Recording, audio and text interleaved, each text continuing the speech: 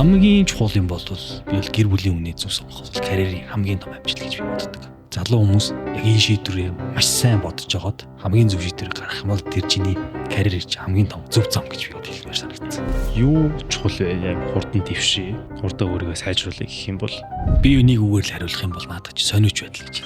Яаж өөртөө таарсан зөв ажлын байраа сонгох вэ? SEO гэдэг мэргэжил үнэхээр хүсэмжит мэргэжил мөн үү?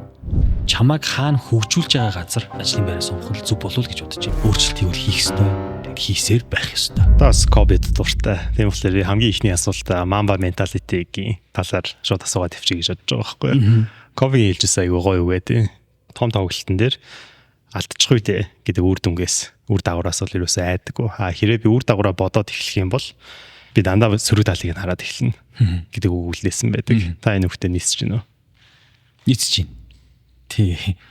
Ер нь яг нөгөө хүүхэд багт зөв коби гэдэг сэдв шууд хэлж байгаа юм чинь тэгээд хүүхэд байхад саксал бидний хувьд нөгөө юу байсан?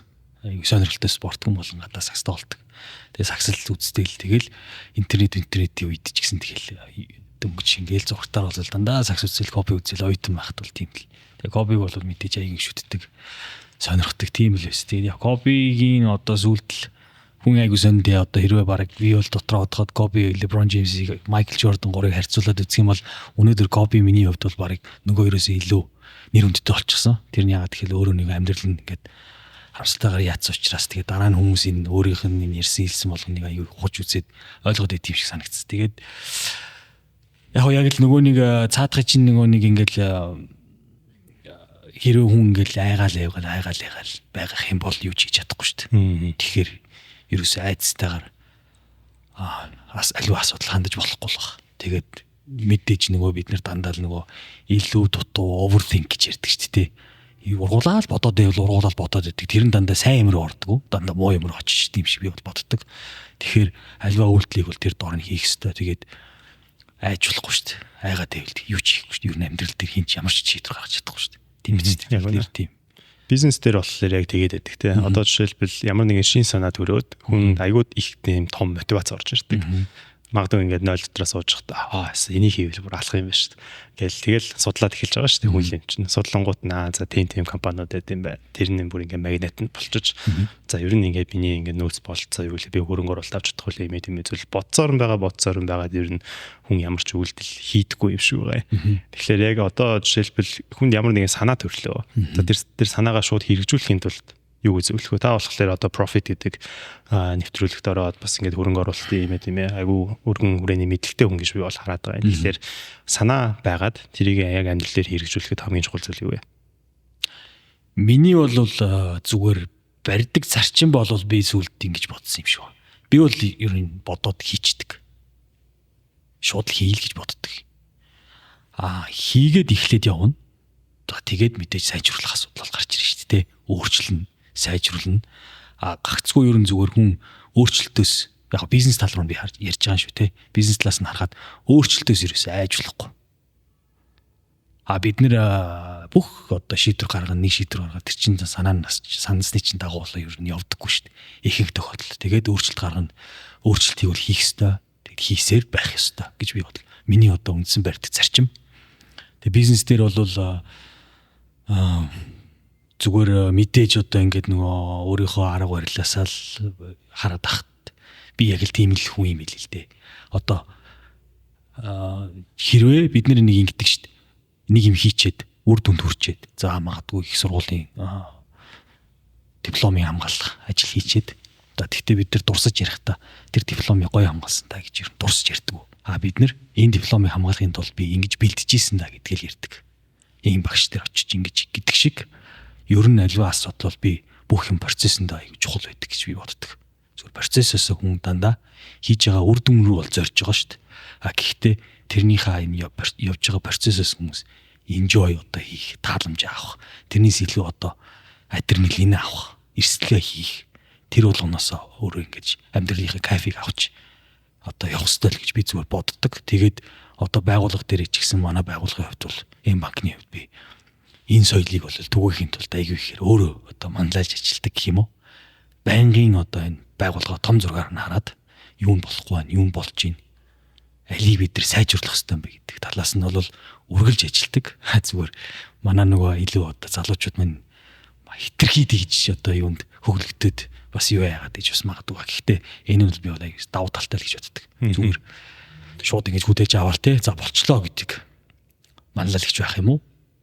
За дахиад сайжруулъя гэдэг тийм hungry humble одоо манлайлагч байх уу гэвэл би нөгөөтл нь яг hungry humble манлайлагч хийчлээ болчлоо одоо дараагийн степ нь юу вэ? Дараагийн яг шат нь юу вэ? Юуг сайжруулах юм гээл. Тэгэд байнгын өөрчлөлт явж байгаа зүгээр тэрч утгаараа яг магадгүй зүгээр би дандаа нөгөө евро компани руу явж ороод нэг л яриа мэн те. Тэгтээ нөгөө юу яачих вэ? Би нөгөө өөрөө аяг тийм соёл байгууллагын соёл дээр аяг анхаарч ажилладаг гэх юм уу да. Ер нь хүн одоо гэр бүлээрээ ярих юм бол нэг айлд нэг хөдөлмөрч хүүхэд байдаг нэг те жоохон залхууд юмд хойроо ханддаг нэг юм ч юм уу те. Эсвэл бол бүр ингээд юм ярьдаггүй дуурдаггүй за тэгт юмшлээ уртлаа хийдэг ингээл юм янз-янзын характертай гэр бүлийн гишүүдүүд байдаг шүү дээ те. За тэр шиг тэр гэр бүлд ингэж одоо тэр нэг зарчимд одоо аав нь ээж нь ч юм уу тэр гэр бүлийн одоо хүмүүжил дотор өссөн хүүхэд ямар аливаа зүйл яаж хандлага нь бол энэ чинь би бүрэлдэн бий тогтдгоо гэж би зүгээр боддог. За тэгэхээр яг л компанигаа бол би яг л гэр бүлээ л гэж хардаг. За би одоо аав нь байна. Тэгээд аав нь өөрөө ямар зарчмыг одоо үлгэрлэн дөөрөлөх юм. Ер нь ямар хүлээлттэй байх юм, ямар хүмүүжлийг хүсэж байгаа. За тэгээд тэрнийхээ дагуу л одоо ажиллаад аюус би энгийнээр хараа тайлбарлахад тэгэл сайжруулах хэвээр одоо нэг орлоготой болоо одоо хоёр орлоготой болоо гурван орлоготой болоо те нэг байртай болсон бол одоо тэрийг томруулъя гэдэг шиг тэр зарчим дээр л ер нь л ажилтдаг гэж ойлгож байна доо тий. Соёлыг яаж бий болгох вэ? Одоо жишээлбэл соёлыг бий болгох хүчин зүйлс нь зөвхөн компани хамгийн дээд удирдлага CEO биш байх гэж би хараад байгаа.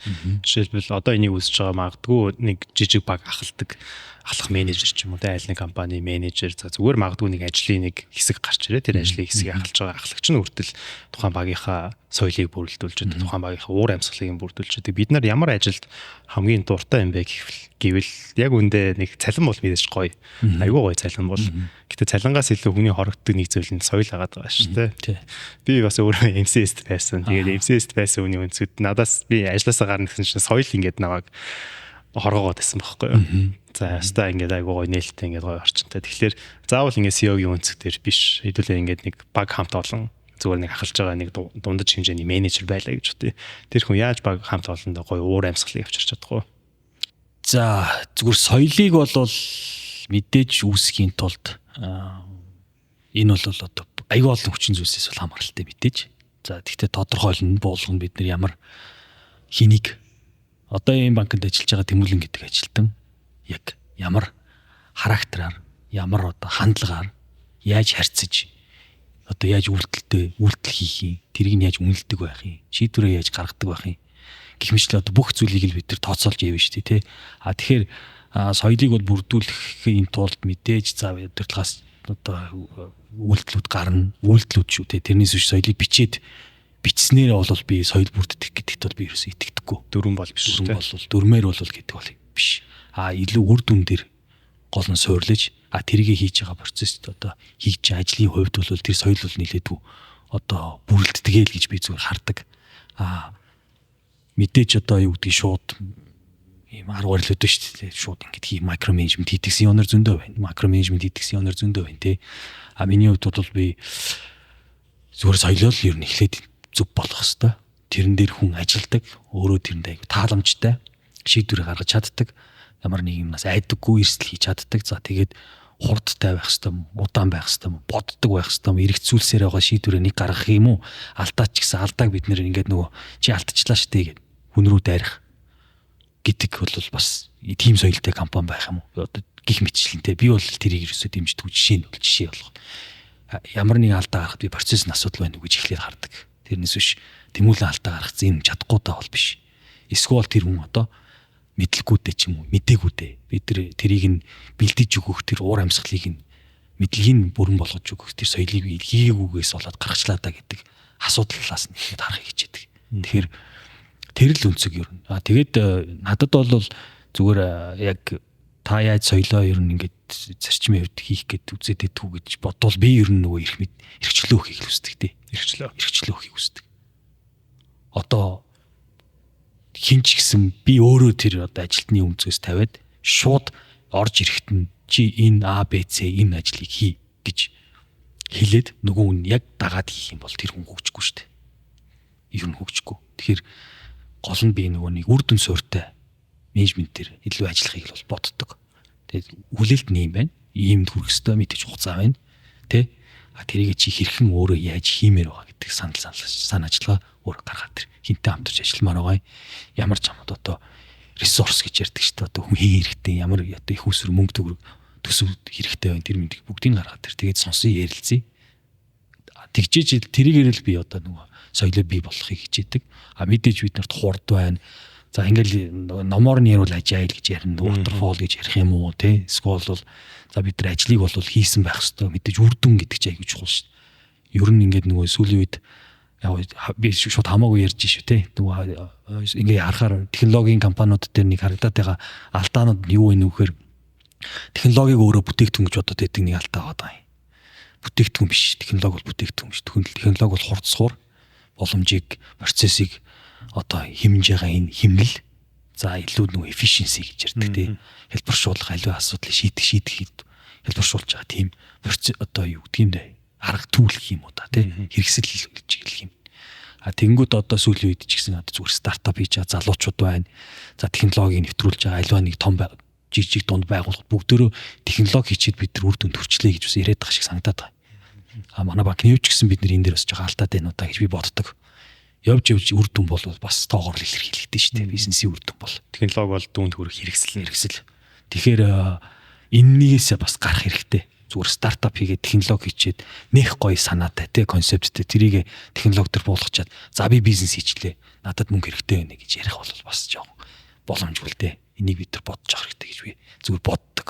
Залуучуудад бас хэлмээр санагддаг. Тэгэхээр технологиг нь биш юу шийдэх гэдэг байгаа юм. Үүний ард нь юу байгаа юм. Гэдгийг нь бодож одоо нөгөө нэг бодлынхоо төвийг нь хаана байршуулах вэ гэдгийг л аягүй чухал гэж байгаа юм шүү дээ. Тийм байна.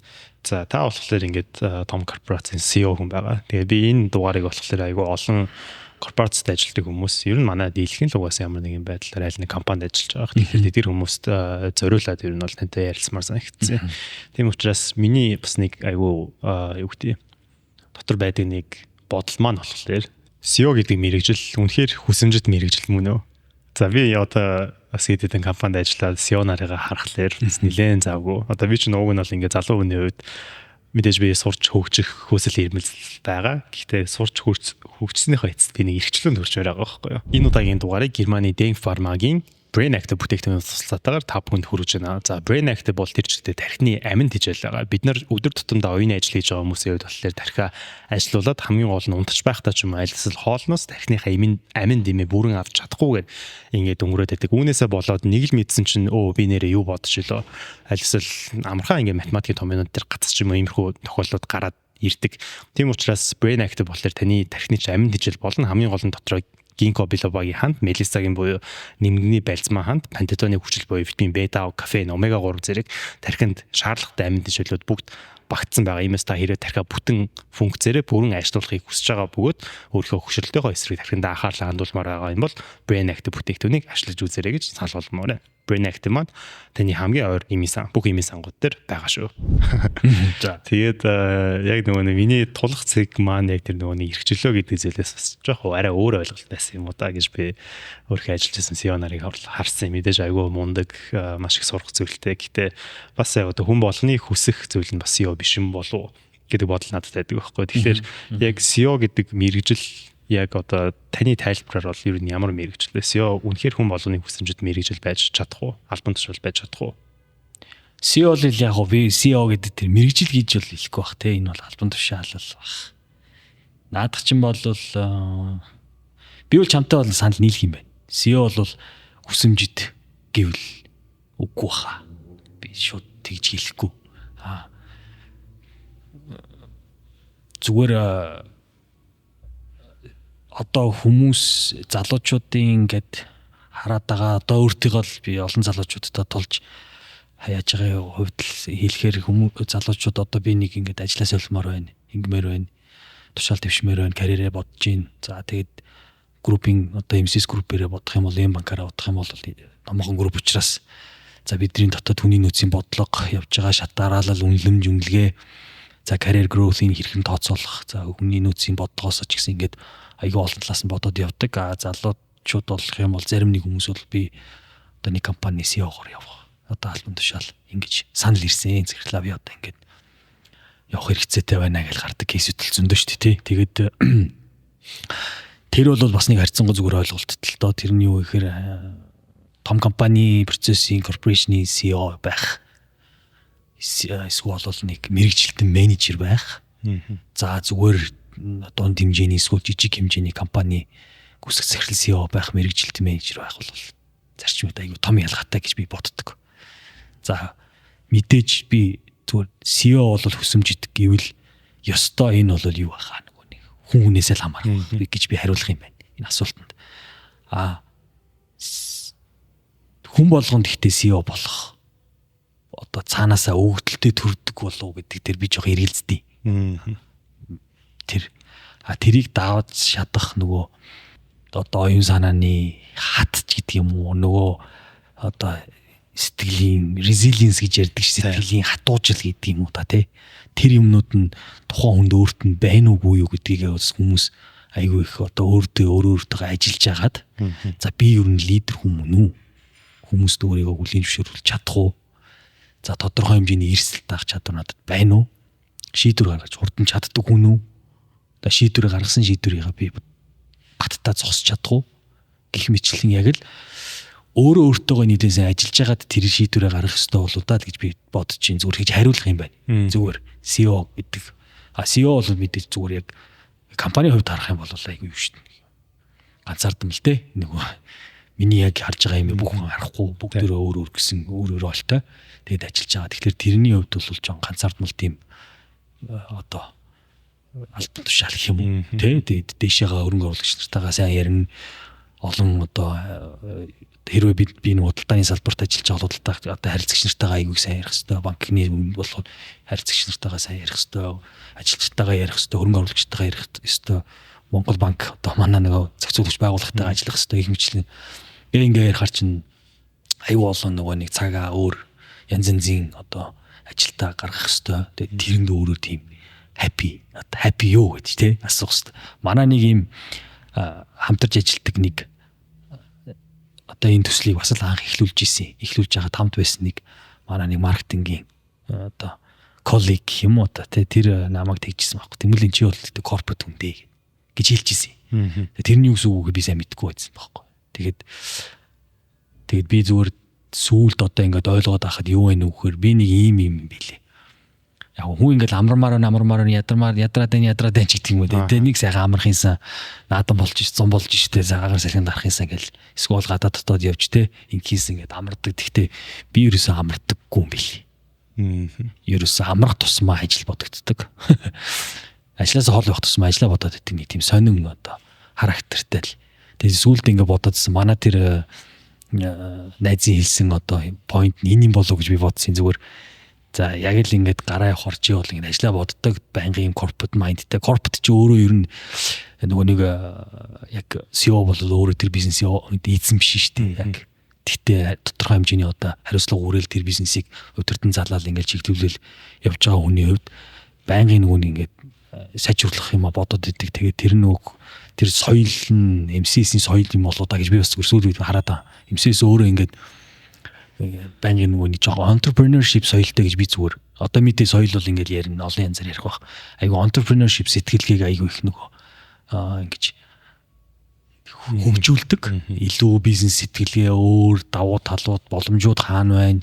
Яавал одоо тухайн бизнесийг өшөө ингээд хөгжүүлж болох юм гэдэг талаас нь айгу их тэгж хөгөлдөг тийм соёлтой компани корпорац гэж би бол хэлэх юм байна. Групп компани. Тэгээ тэр нь намайг бас жоох ингэж чиглэлц би өөрөө тэр соёлд нь ингээд автцсан байгаа юм байна гэж би зүгээр бодсон. Яг гараад зүгээр хуваараа бизнес эхлүүлээд нэг явна гэвэл бас яг надад таарах үгийг бол мэдэхгүй юм байна лээ. Зөв. Тийм байх.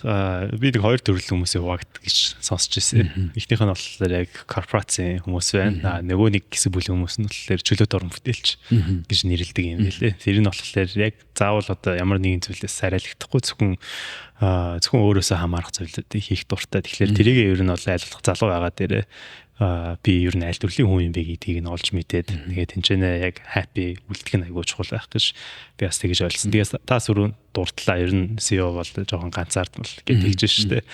Good to Great номон дээр гардаг байсан санагдаж байна. Тэр номон дээр юу гэж бичигдсэн байдаг юм бэ гэвэл CEO болоод одоо ер нь бол аливаа компани хамгийн оргил дээр нь байхад тэндээс харах одоо view нь буюу үзмж нь бол гайхалтай. Гэхдээ энэ үзмжийг ойлгох хүн хийж байхгүй гэдэг хэлжсэн. Тэгэхээр та сая ингээ ганцаарддаг гэж байна. Та яг тодорхой хамгийн сүүлд хизээ ингээд юу гэдэг энэ зовлон надаас өөр хүн ойлгохгүй гэж боддог ч юм уу те. Тийм SEO байхын зовлон гинэ кейс байвал тэрийг дуртаж өгвөл. За тэгэж одоо хизээ бодсон үед байнга л боддоо шүү. Тэгээд яг одоо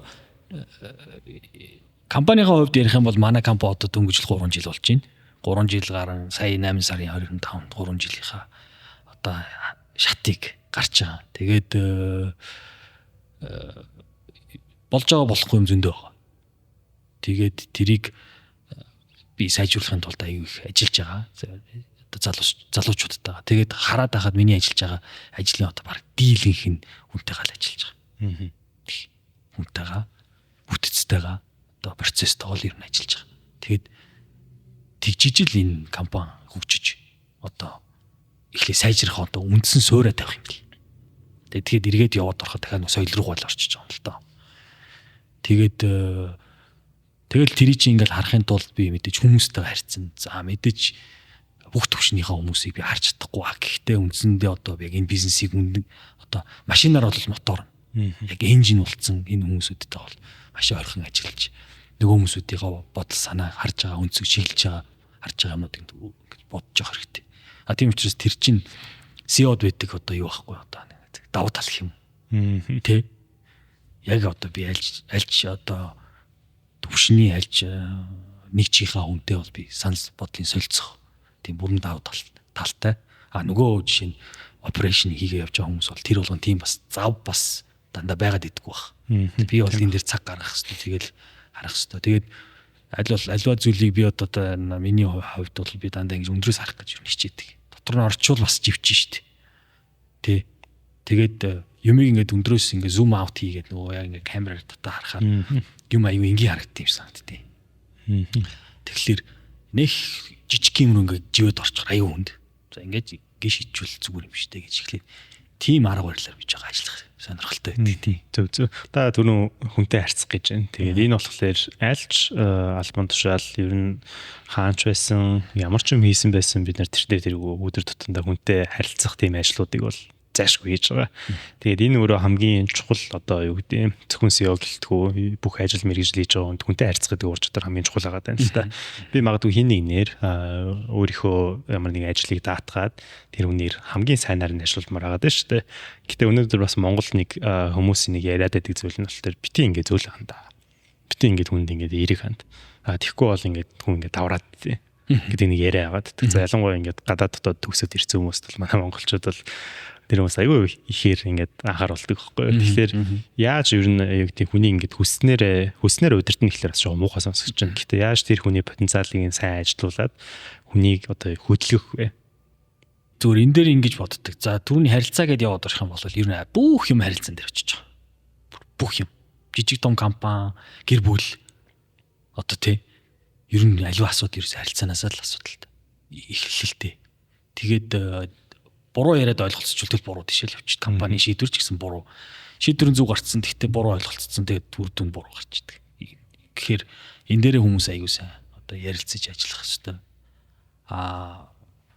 Хүнээ эхлээд таних хэл гэдэг бол аягүй том ур чадвар гэж би бол боддог. SEO заавал байх хэрэгтэй чадвар. Хүнээ гэхдээ хэрхэн таних уу гэдэг юм бол тухайн хүний өөрийнх нь одоо характер, харизм, мэдрэмжийн асуудал байгаа бах.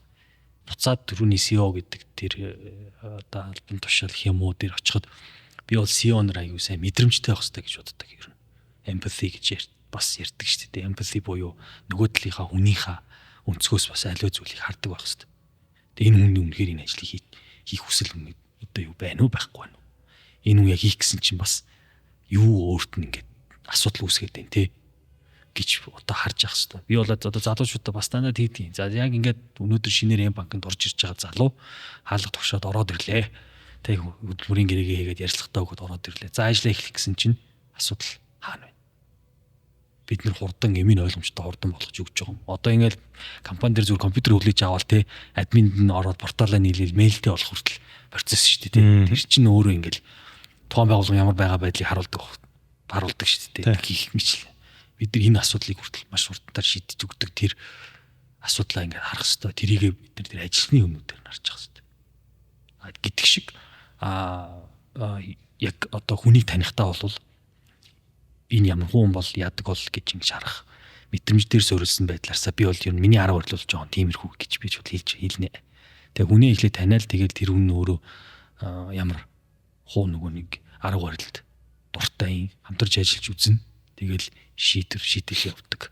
Дандаа ингэж одоо хатуу хандах хэвээр зөөлөн байх хэвээр энэ дээрээ гэдэг дээр бол би жоо шууд хариуж мэдэхгүй юм байна. Яг үнийг хэлэхэд. Надад тэгтээ зүгээр би зөөлөн хатуугаа иднэ гэдэг нэг үг байдаг шүү дээ. Тэр надад илүү жоохон ойрхон байдаг. Би тийм их хатуурхаал ингээд яадаг биш. Тэгтээ би шийдвэр гаргахтаа жоохон хурдан гаргадаг.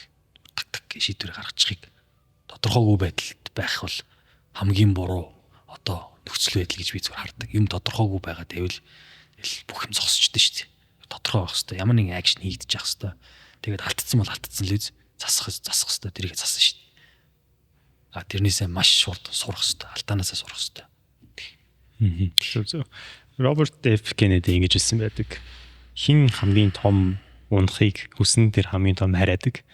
Буюу өөрөөр хэлбэл эрсдэл гарах ур чадвар ер нь ямар ч ажил мэргэжил юу ч хийжсэн байсан тэр эрсдлийг гарах хүсэл тэмүүлэл ер нь хүний хамгийн хол явуулдаг гэж нөхөр бол үзчихэлтэй. Тэгэхээр яг тэрэн шиг таны хамгийн том гаргаж ирсэн том эрсдэл юу байсан бэ? Одоо мэдгүй яг хэлэхэд том эрсдэл гэвэл шийдвэр гаргалт болгол эрсдэлтэй л байх л да. Тодорхой хэмжээнд тий. Тэгэхдээ нэг юм сул тал ч юм уу давуу тал ч юм уу нэг байгаад идэг юм нь юу гэхээр групп компани онцлог багшаа. Тэгээ тэр нь олон жилийн түүхтэй компани байвал аюу олон асуудлуудыг туулаад үүсцэн. Тэр компани өөрөө аюу олон төсөл дээр чинь нэмсэс групп дээр зүгээр жишээгээр ярихад Unitel группийг үүсгэн байгуулахад ямар асуудал тулж исэн Univision-ыг хийхэд ямар хөрөнгө оруулалт хийхэд ийм юм асуудлууд байсан гэдэгч юм уу те. Тэгэд энэ нь өөрөө нэг бодлын давуу тал. Одоо биднэрт айгүй их нөгөө сургамж олгоод ингээд систем нь өөр ажиллаж ийн гэсэн үг л дээ. Анх эхлэхэд бол айгүй хэрэгслүүд гарч илээсэн баг. Тэгэд бизнесийн шийдвэрийн хувьд шүү дээ тий. Тэгээд тэрнийхээ хувьд бидэрт нөгөө манай одоо соёлжин одоо соёл гэх юм уу юу ч өөрөө бүтц маань өөрөө илүү айгүй олон одоо би одоо M банкны CEO байгаа ч гэсэн намайг төрсөн айгүй олон Positioner би биндээ айгүй ойрхон хамтарч ажилладаг committee executive committee гэж ярьдаг committee based одоо байдлаар ажилладаг. Тэгэл асуудлуудыг эрсдлүүдийг ярьдаг, бизнес одоо боломжуудыг ярьдаг. Гэх мэтлээ эдгээрийг айгүй бид нар ярьдаг л да. Тэр маань өөрөө их сайн чиглүүлэлт болгож тэг шийдвэрийг бид нар би дандаа ганцаараа гаргахгүй. Шийдвэр бол ер нь нэлээдгүй тийм яриатай том одоо ярилцж шийдэг учраас тэр маань бол нэлээд тийм давуу тал болж өгдөг. Тэгэхээр яг бизнес дээр бол мэдээж ингээд амар том эрсдэл гэвэл би бол одоо эрсдэл яг гих жоох хэцүү юм байна. Яг гэхдээ карьерийн хувьд бол зөндөл эрсдлүүд хийж байна. Одоо жишээлбэл M банк Аринаг нэрийг нь худалдаж авах энэ ерөөсөө эрсдэл биш үү те. Тодорхой хэмжээний хөрөнгө юм ээ зарцуулаад явахгүй. Би бол тэр хэрэгслэж хараагүй. Би нэг бол яг одоо хийх ёстой л гэж харсан. Энэ бол Монгол байхгүй жишгтэй. Жишг.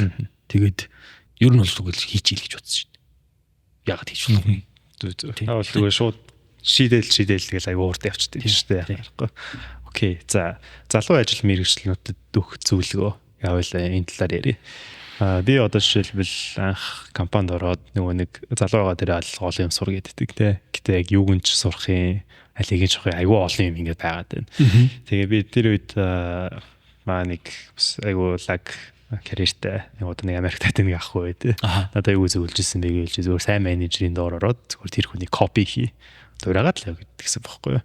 Тэгээ би яг тэрийг хэрэгжүүлсэн. Тэгээ Жак Мах шиг аа. Тийм Жак Мах шиг. Ах бол тэр Жак Махын үгийг сонсоод тэгэл надад зөвлөсөн байх.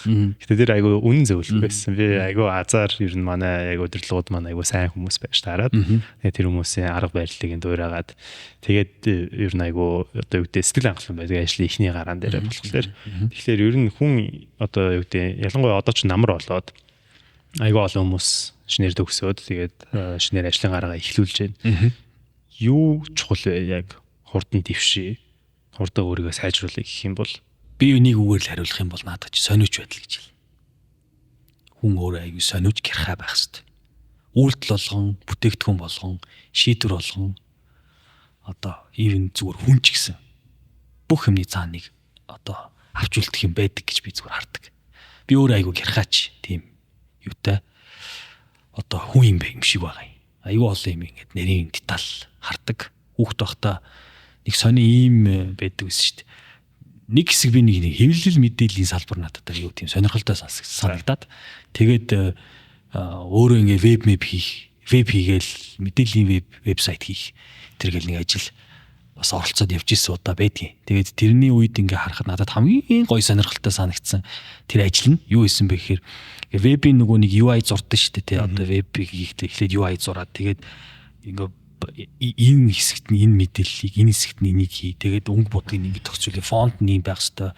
Тэрийг ингэж хийгээд тэгээд тэрийг бүр наривчилж ингээ детальж ингэж гаргаад ингээд хийгээд ингээ сууж исэн тэр ажил надад маш сонирхолтой санагддаг байхгүй юу. Тэгээд тэр юуг зүгээр дараа нь ингээ тэр айгүй их даваа толлоод идэг нь юу гэхээр одоо ингээд ажил хийхдээ зарим нэг деталь юмнууд руугаа харах юутай.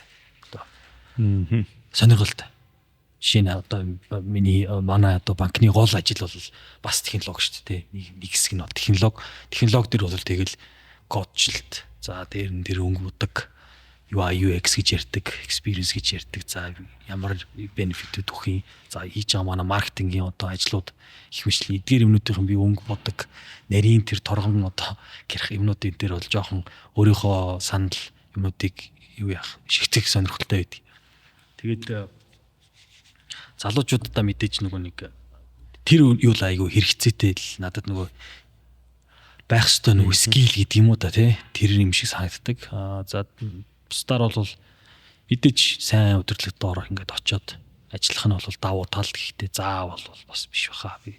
Тэгэхээр компани зүг сонгох хэрэгтэй. Тэгээд чамайг хаана хөгжүүлж байгаа газар илүү урдаан одоо ажлын байраа сонгох зүг болов гэж бодож байна. Би хаана хөгжиж болохоор байна. Хаана орохоо зүг сонгох нь чухал гэдэг чинь. Гэтэ хүүхдүүд нэгсээ мэддэггүй юм байл. Яг дөнгөж анх төгсчөөд би болохоор одоо чинь өөр дээрээ ботгоод зэрүүс мэдээгүй MCS гэж нэг компани байна, Хамбург гэж байна, амжишаа бла бла бла бла гэхдээ яг дотор нь орохоор ямар байдیں۔ Зүгээр надад ингээ харагдаж байгаа зүйл нь болохоор цалингийн хэмжээнүүд л байгаа байхгүй. Тухай би зангацгийн ивэнийг харж байгаа. За цалин нэг иймэрхүү юм байна гэд тэгж байгаа. Ихтэй яг бас нэг хэд хүмүүс асууж байгаа сонгосон л та. Гэхдээ хүнээс асуухаар бас жоохон сонин. Ягаад юм бэ гэвэл нэг хүн яг адилхан experience авсан хоёр хүн шал хоёулаа өөр ингээд ярьж байгаа. Магадгүй тэр хүмүүсийн зан характераас нь болдог ч юм уу те. Тэгээд дээрэс нь тухайн ажил зарим ажил хүнд тохирно тохирохгүй гэд янз бүрийн зүйл байгаа. Тэгэхээр яаж өөртөө таарсан зөв ажлын байраа сонгох вэ? Энэ айгүй чухал сэдв байх гэж бодож байна. Би зүгээр надад ингэж боддож би зөв өөрийнхөө нөгөө нэг юм одоо оюутан байх амьдрал тий оюутны насныхаа юмнуудыг харахаар за би бол ингэж харлаа 10 жилээ бол нэгдүгээр сургууль төгссөн. За тэр үед 10 жилтэй байсан. 12 жил гэж байгаагүй. Тэгээд гадаад дотоод сурах гэхээр нөгөө 12 жилийн нөгөө нэг юу гэдэг байсан тий. Тэгээ 2 жилээ би high schoolд одоо гадаадд сурыг хэлээ сайжруулъя гэдэг. Тэгээд Европт бол би 2 3 сургууль бол сольсон. Нэг нь Швейцарт сурсан. Дахиад Англи Нидерландд очиж сурч исэн. За тэгээд дараа нь их сургуульд ороод Канада руу яваад тэгснээ буцаа Швед яваад ингээд 4 ус дамжиж ингээд сурсан. Тэгээд дөрвөл ингээд солилцсон. За тэгээд буцаад дараа нь би яг MCS групт ажилд ороод за зүгээр энгийнээр тайлбарлах юм бол аюул олон салбарын 6-7 компани бол шилжиж ингэж ажилласан байд юм билий. Тэгэхээр энэ болгон ингээд надад бол аюу их сурамж болсон. Тэрний юу вэ гэхээр би ингээд ер нь бол бас ингээд дуртай юмар хайгаад исэн юм шиг байна. Болж гин үү болохгүй юу? Салбар нь болж гин үү? Ажлын байр нь болж гин үү? Санхүүж хийж үзээл, гинт маркетинг бизнес хөгжүүлж хийж үзээл гэд ингээ яваад байсан. Тэгэхээр тэр бол айгүй ийм даваа тал болсон юм шиг зүгээр санагддаг. Тэгэхээр шууд амьдралаа ажилд ороод ингээл дуусаа гэж юусэн бодож болохгүй. Мэдээж хүн өөрийнхөө урт хугацааны одоо зорилтоо айгүй сайн л томьёолж хэрэгтэй. Урт хугацаанд за би нэг визэнд ороход ч үлээ их сургуульд ороход ч андаа тэгж та өөрийгөө 5 жилийн дараах одоо ирээдүг тодорхойлно ганцхан энгийн асуулт асуудаг ш. Тэр үл аюу утга учиртай асуулт ч юм дээ.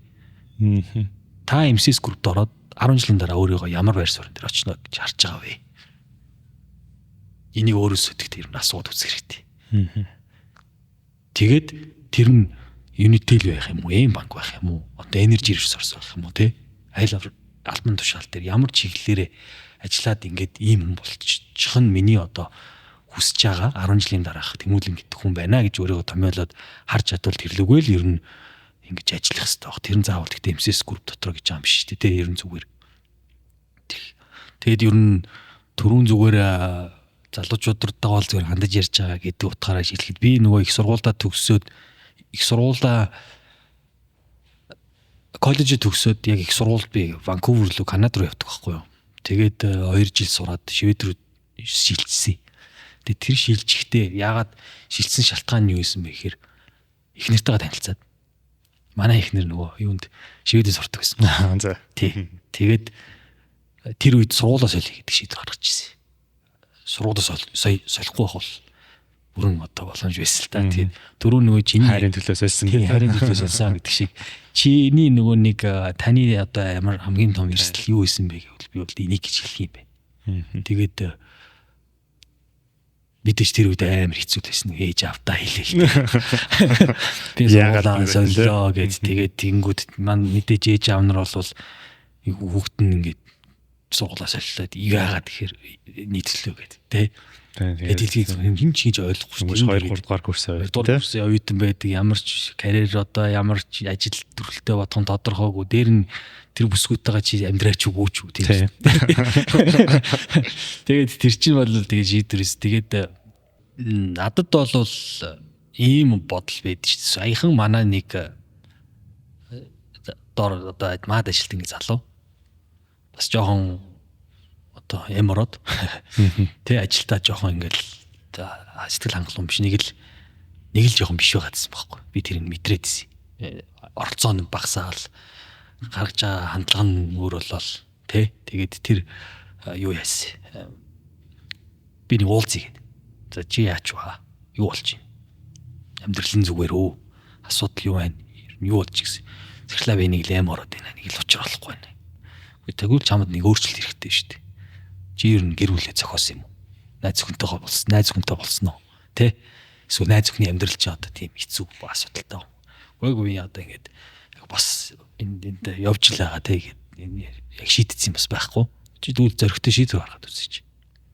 Гэт би зүгээр хэлжсэн байхгүй. Тэгээд тэр залуу зөрөгтэй шийдвэр гаргаад ер нь л нэг талдаа гарчих шиг болсон. Тэгээд тэр залуугийн хувьд хараад хад буцаад бас чи камбэк хийж байгаа байхгүй тэ. Тэр тэгэнгүүт би зүгээр хэлсэн point нь юу гэхээр хүмүүс карьерийн хувьд надад ингээд айгуу чухал хэрэгтэй би карьераа яахаа шийдэж чадахгүй байна гэд ингээд идэг. Миний хэлэх гээд санаа нь болохоор хамгийн чухал юм бол би бол гэр бүлийн үнэ зүг сонгох бол карьерийн хамгийн том амжилт гэж би боддог. Одоо ч гэсэн ингээд хүн ажил дээр гарлаа гэрийн чинь хүн чамайг ойлгож ийн ойлгохгүй. Гэр бүл дана happy байгаа гэвэл чи ажиллаа хийж хэцүү. Юун дэвших те өдөр шөнөгүй чи ажиллаад карьерийн хувьд дэвшмээр байдаг. Бас л хар гэрт болтонд болтгоо. Эсвэл хань жил чинь чамайг ойлгохгүй, дэмжихгүй, чиний хийж байгаа ажил чи ойлгохгүй. Ингээд байвал чи 1000 карьерийнхаа зургийг гой зураад тэр зургаар явахгүй. Тэгэхээр зүгээр надад бол би зүгээр тэгж бодсон. Залуу хүмүүс яг энэ шийдвэрээ маш сайн бодож жагаад хамгийн зөв шийдвэр гаргах юм бол тэр чиний карьер хийж хамгийн том одоо зөв зам гэж би хэлмээр санагдсан. Зөв өстэй яг үнэн байхаа. Гэтэ тэрийг хэлж мэдгэд айгүй хэцүү шүү дээ. Хэцүү. Тэгтээ энд бодож авах хэрэгтэй. Одоо чинь ингээд эмэгтэй хүнээс асуугаа те. Чи ингээд хэр одоо эрэгтэй хүн ажил ихтэй байхад ойлгохыг л ойлгоно гэж ойлгохгүй гэж хэлдэг. Тэгэхээр тэрийг харна гэдэг бас нэг тустай баг нэг 6 дахь метрхүү ч юм уу те. Бас нэг өөр ур чадвар байх шиг байгаа юм. Тэгэхдээ шийдвэр гаргачих тэгээд тэрэндээ бас зогсох хэрэгтэй шүү дээ. Тэгэхгүй тэгээд бууж өгөөд ээж болохгүй шүү дээ. Хүн юмд бууж өгөөд ивэл тэгэл бууж өгөх үе аюу хэрдэж шүү дээ хүнд. Заа би болчих доо. Болмоор юм шүү гэл тий.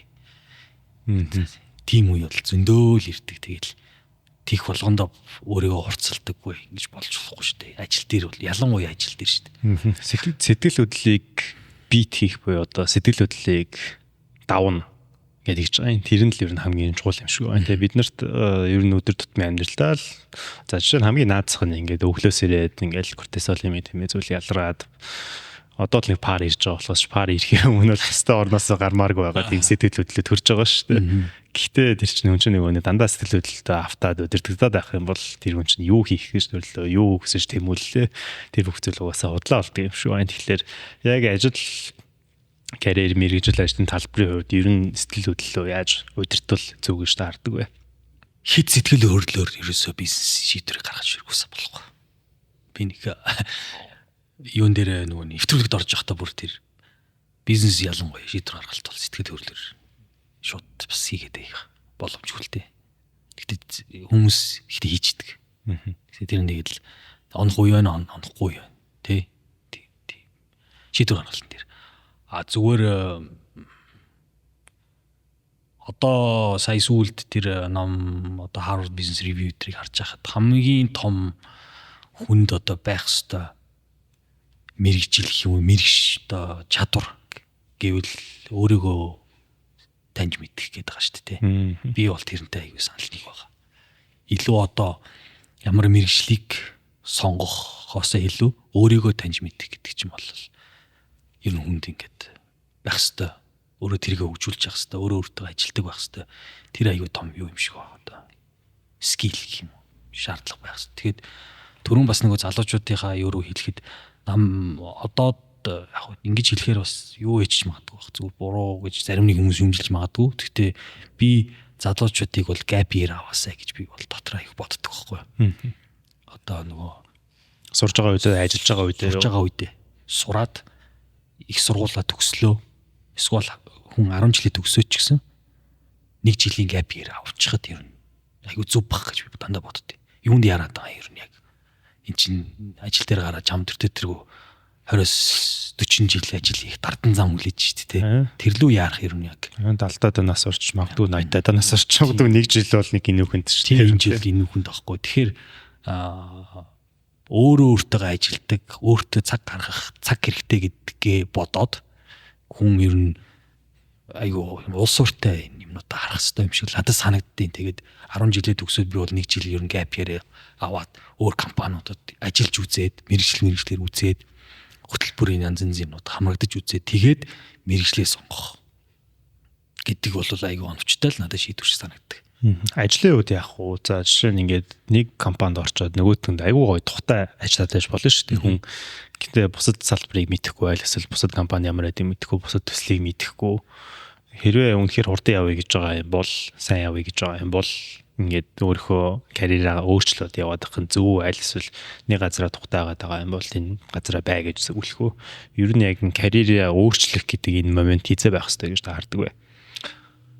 Яг CEO-гийн хувьд удирдах ажилтны нүдээр ингээ харах юм бол CV дээр нь аягүй олон ажил солисон байвал мэдээж жоохон асуудалтай бол харагддаг. За тэр нь бол ягаад нэг шалтгаантай болоод солисон байж таарна шүү дээ.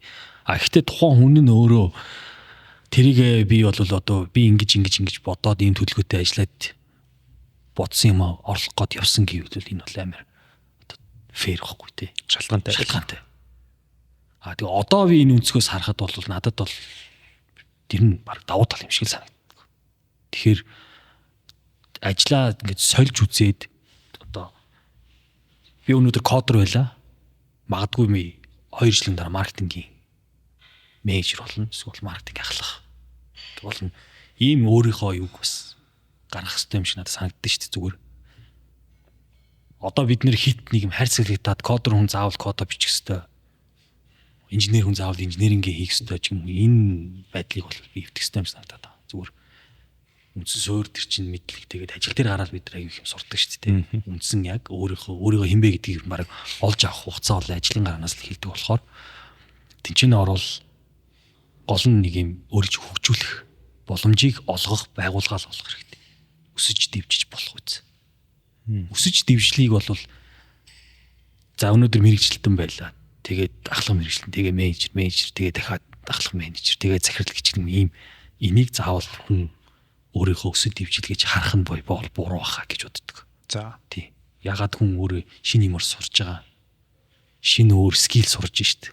Давуу тал чадварыг сурж байна. Олон хүмүүстэй таньж мэдж байна. Ийшээгээ биш, ийшээгээ хэлэх гэж байгаа шүү дээ. Ингэж хэлэх хэрэгтэй байхгүй тий. Би өөр ингэж хэлхийг тэгэхгүй бид нар чинь заавал ти үсэг сурах гэдэг дээ шүү дээ. Дээшээгээ ингэж явах.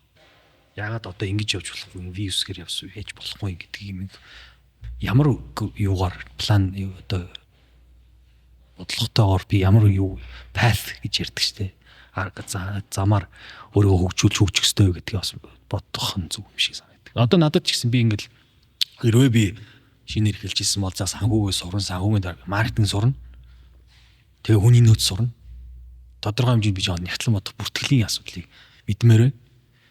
За тэгээд жоо удирдах албан тушаал. За хүнтэй яаж харьцах уу? Илүү жоохон хүнийг яаж ажил таньж мэдэх үү? Жоохон юм тодорхой хэмжээний psychology, энэ science талын юмнуудыг сонсомоор байна. Ийм хэрвээ надад би эхэлчихсэн бол нэг иймэрхүү юугаар өөрийгөө яах бах. Зурх бах. Гэрнээс өсөл хөгжил гэдэг, карьер гэдэг бол заавал албан тушаалд ахсан асуудал бол биш ээ. Тэнд бол би санал нийлдэг. Дараагийн бас нэг чухал асуулт байна. Корпорац байна уу? Ер нь хүнтэй ажиллахад маш түгээмэл тулгамддаг нэг асуудал нь болохоор токсик хүмүүстэй байгаад байдаг.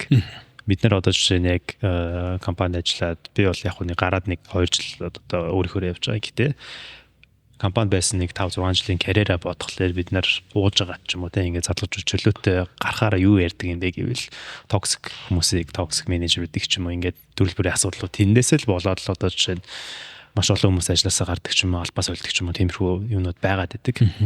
Тэрнтэй дийл хийж сурна гэдэг нь бүр ингээд хамгийн чухал ур чадвар юм шиг байгаа. За жишээ нь би сүүлд маань нэг найз бас нэг нэвтрүүлэгт ороод телевизэн тэгээд ер нь хоёрт орсон байхгүй. Тэгээд тэр найз маань ягаад хоёрт орчих гэж бодсон чинь найз маань айгүй олон улсынхантай ажилласаар байгаад ер нь токсик хүмүүсийг менеж хийгээ сурцсан. Заавал нөгөө нэг ингээд сэтгэл хөдлөлөөр ингээд хандахгүйгээр тэр хүнийг айгүй тийм хөрх ингээд удирдаад ингээд алан дээр ингээд өнхрүүлээ сурцсан хүн байгаад байгаа байхгүй. Тэгэхээр яаж одоо юу гэдэг өөрийнхөө санал бодол нь нийцэхгүй айлсвал одоо миний өнцгөөс хараа токсик байгаад байгаа тэр хүмүүстэй хэрхэн зөв зохицож ажиллах вэ? Хүнтэйгээ бол ажилтдаг л да. Тэр дотор сайнтай мунтай зөндөл хүмүүс байгаа шүү дээ. Тодорхой хэмжээний токсик арга барилтай хүмүүс ч байна. Тэгтээ үр дүн гаргаад идэг байж болно. Тэр айгуу сарцсан гоо шүү дээ. Токсик хүн гэдэг нь токсик болгоно нь ур чадваргүй гэсэн үг бол биш. Ур чадвартай мөртлөө гаргаад байгаа үйлдэлүүд нь бусдад жоохон ингээд буруу нөлөөлөл. Хамгийн алдартай одоо Стив Джобс ч юм уу тий. Тийм. Тэгэхээр тэрийгэл айгуу сайн л тулж ил ажиллах. Өөрлөө ойлгуулах гал хэлээд ойлгохгүй бол яах вэ? Ер нь гэхдээ нэг ингэдэм юм аа. Нэг бид нар л яриад идэг vibe л гэж ярьдаг шүү дээ. Vibe байгуулах гэсэн vibe байгаа байхгүй. Тэгээд чиний эргэн тойронд байгаа бүрдүүлсэн баг чинь vibe таарахгүй байвал тэгээд уусаа хэцүү шүү дээ.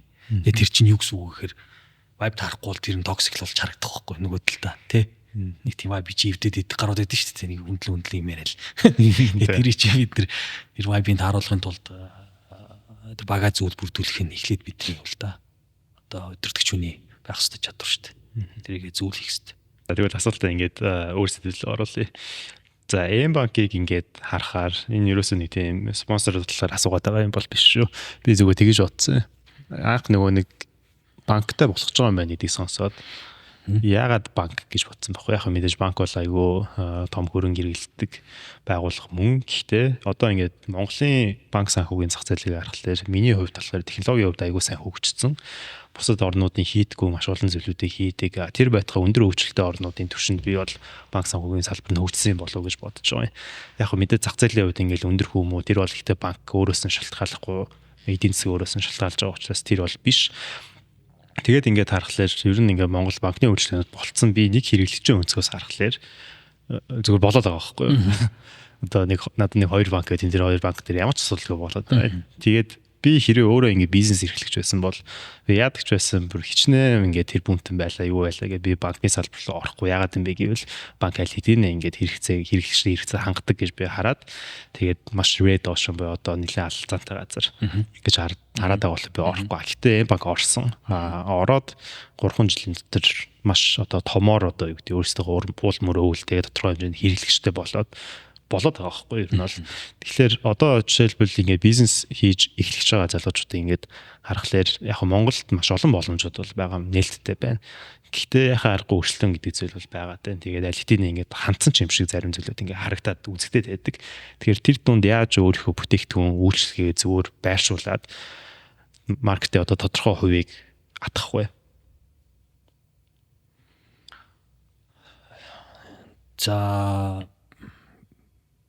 ер нь яагаад ингээд бид нар ярьж исэн. Одоо яг энэ зүгээр төслийг анх ингээд төслийн санаачлагчрын нэгээр байхад мэдээж ингээд ярьсан юм нь юу гэхээр за банкны яг чамтай санал нэг банк өөрөө аягүй төрсөлтөөнтэй салбар бас хараад агаад бүгдөө хийгдсэн энэ чинь аягүй олон салбартай юм биш үү? Одоо тэ банкуй салбартай миний мэдж 60,000 гаруй салбар байдаг шүү.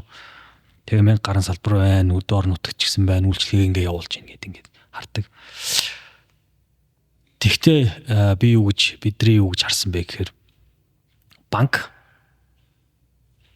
өнөөдөр яг юу хийд юм бэ гэвэл банк өөрөө мөнгийг нэг хүнээс нөгөө хүн рүү шилжүүлэхэд за мөнгө төлбөр тооцооны хувьд тийм үү. За эсвэл бол би нэг гар утас авах гэж байгаа. Тэрийг авахын тулд банк хэрэгтэй. Зээл ирж байна. Тэгэхээр банк өөрөө нөгөө нэг аливаа зүйлийн анхдагч хэрэгцээ биш байхгүй юу? Банк дандаа хоёр дахь хэрэгцээ байдаг. Хүмүүс банкнд очихдоо нэг зорилготой очдог болохос банк авах гэж банкнаас бүтээгдэхүүн авах гэж ер нь очдоггүй.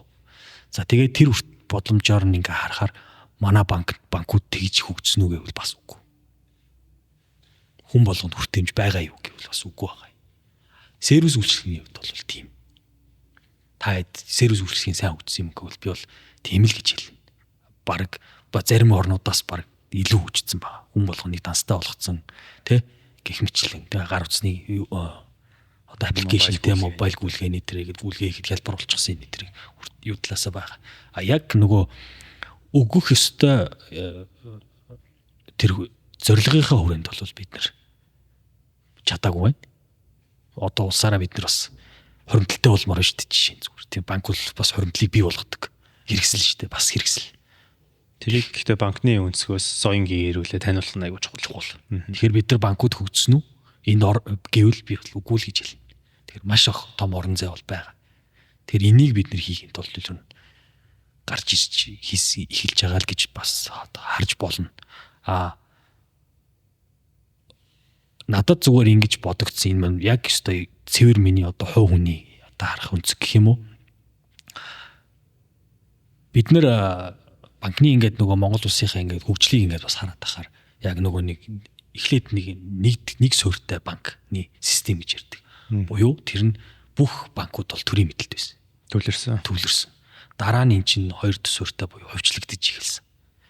За тэгээд ингээд харахаар яг одоо худалдааны commercial-ийг гэж ярьдаг шүү дээ. Анханаас нь ингээд бүр бий болгоод одоо энэ банкуд чи ихэнх нь ингээд зарим нэг нэгжүүд нь тусдаа салаад бус өөрөө банк болчихсон. Жишээ нь худалдаа хөгжлийн банк бол одоо яг Монгол банкны одоо буруу санааг бол юу гэж ярьдаг шүү дээ. Одоо гадаад төлбөр тооцооны газар нь өөрөө бусд банк болоод өдөө аж ахуйн банк, хаан банк болоод гэдэг ингээд гэдэг шиг ингээд явчаад тэр хөгжил нь ингээд явчихсан. Эм банкны хувьд яг ингээд лиценз аваад бүр ингээд шинээр явж байгаа бараг би бол бодолч юм анхны кейс болов гэж бодож байгаа юм. Тийм. За тэгээд тэрний хувьд бол бид нар аливаа асуудлыг яг ингэж зах зээл дээр disrupt хийх гэж яг стартап менталитигаар хийх гэж ингэж зорж юуг disrupt хийх гэдэг байгаа. Яг юун дээр фокуслах гэдэг гэдгийг бол гаргаж ирж бизнес талаас нь хэлээд явж байгаа. За тэгээд яагаад бид нар салбартай байх хэрэгтэй гэж банк болон салбартай байх хэрэгтэй гэж гэдэг асуултанд тий яагаад заавал салбартай байх хэрэгтэй. Хүмүүсийг одоо салбар ордог шалтгаан нь хэд байгаа. Ингээл өөрсдөө тэр асуудлуудыг аягүй хөндөж бизнес загвар модулуудад олзуурч ингэж хийж байгаа. Тэгээд альва нөгөө нэг бүтээгдэхүүн хөгжүүлэлт стратеги бол харилцагдлаас харах гэж хийж байдаг. Харилцагдлаас. Ихэнх банкуд болохоор одоо юу гэдгийг илүү систем талаас бас хараад яваад байдаг. Кейс дотоод систем талаас. Яг дижитал банкны хувьд нь 2-3 арга байгаад шүү. Нэг нь болохоор үндсэн банк нь өөрөө байгаа том банк нь legacy банк нь тэгээд уртлаа дижиталжуулдаг. Тэгэхээр нөгөө нэг яг 100% бас дижитал явж чадчихна. Зөвхөн фронт харагдсан гэсэн үг шүү дээ. Нөгөөх нь нөгөө арга нь болохоор бүх юма дижитал анханаас нь зурах. Зарим нэг банк одоо гадны кейс бол хажуудаа нэг юм дижитал банкны юм юнит ч юм уу юу байгуулад тэрийг өөр банкаар нэрлэлцдэг. Одоо DBS гэдэг Сингагийн жишээ бол DBS чинь тийм үртэй DBS digital нөгөө DG банк энэ төр явчихдаг шин гэдэг шиг. Бидний санаа бол энийг анханаас нь 100% дижиталаар хийх гэж зорж явж байгаа яг л тийм 400 гаруй залуучууд байгаа. Тийм хамт олон. Тэрүүгээр нь хийх гээд явж ин тэгээд бид нар салбаргүй маркетинг дээрээ маш сайн анхаарч ажилладаг. За 3 жилийн хугацаанд бол яг өөрийнхөө брэнд маркетинг тал дээр бол маш сайн анхаарсан. Тэгээд энэ дээр бид нар айгу олон бас өөр шинэлэг юмнуудыг хийж чиний түрүүний хэлсэн шиг ингээд байр суурь бэхжүүлж авч чадсан баг. 10-ны одоо 9 нь ямарч байсан М-банк гэж сонссон баг гэж бодож байгаа. Одоо дараагийн одоо хэсэг бол илүү одоо харилцагч дээр очиж яг давуу талаа мэдрүүлэх. Тэгээ бид нар сая өчигдөр жишээ нь такситэй боллоо. Одоо M-Cab гэдэг. Тийм үү. Тий. UV-Cab дотор та нар ороод харах юм бол M-Cab гэж байгаа.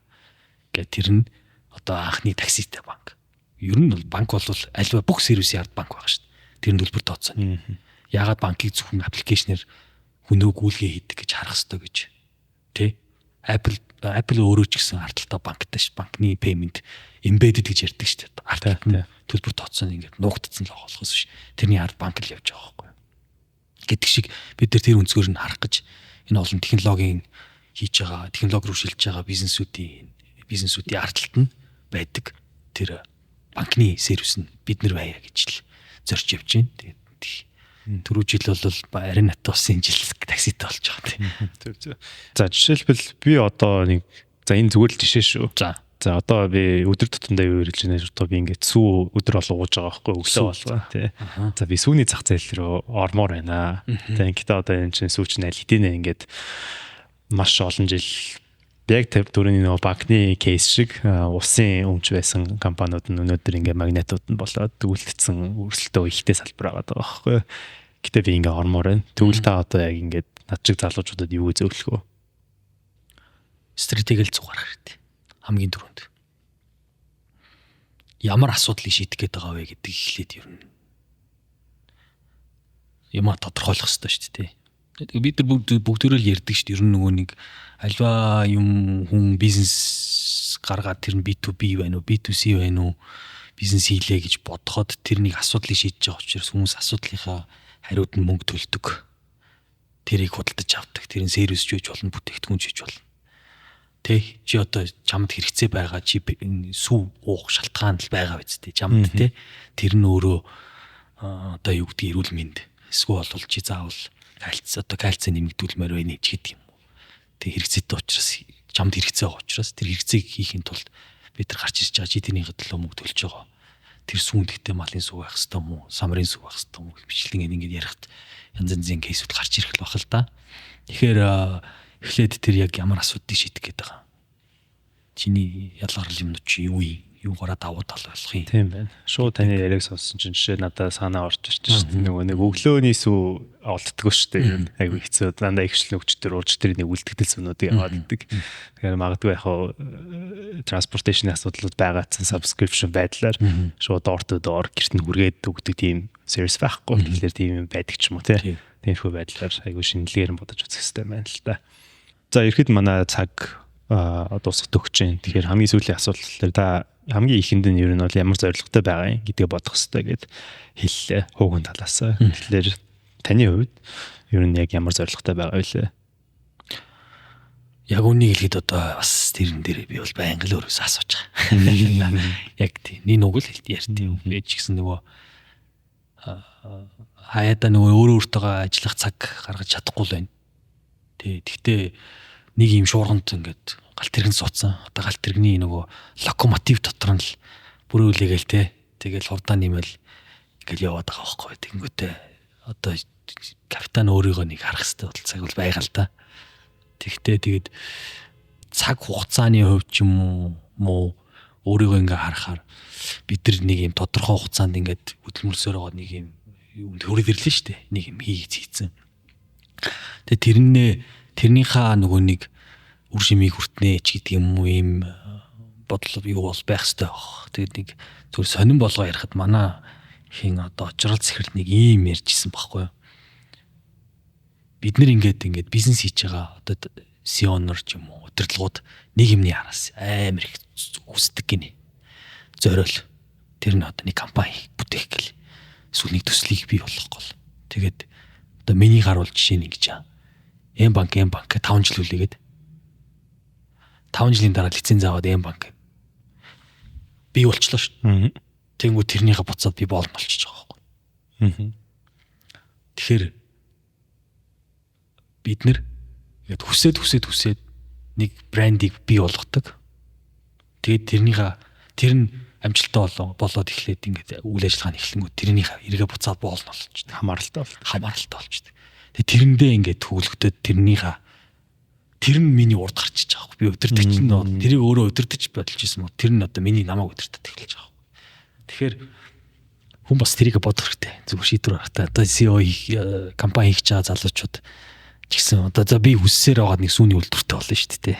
За юу гэдгийг сүүхээ гаж гэдэг юм уу. Одоо байдаг шүү дээ. Тэгээд чи тэрнийхээ л тэрэндээ өдөртөг захирагдаж амьдрын шүү дээ. Одоо тэр шиг би бол М-банкныхаа нөгөө нэг одоо боолн болцсон явж байгаа байхгүй. Өдөртөд байгаа шүү. Өөрөө боолн болцсон явж байгаа шүү. Тэр хизээч харилцагчтай болцсон. Зах зээл дээр байр суурь эзэлцээ. Одоо тэрнийхээ би хурдд нь өөр захирагдаж байгаа. Тэрийг би 100% контролдож чадах юм уу гэдээ мэдэхгүй байна яг үнэ хэлээд. Тийм ээ. Айгу гүнзгий орж байна. Нэлээд гүнзгий туслаа.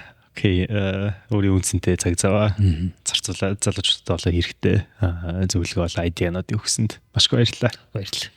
За ингээд дараагийн дугаараар олцгоё. Баяр та. За баярлалаа.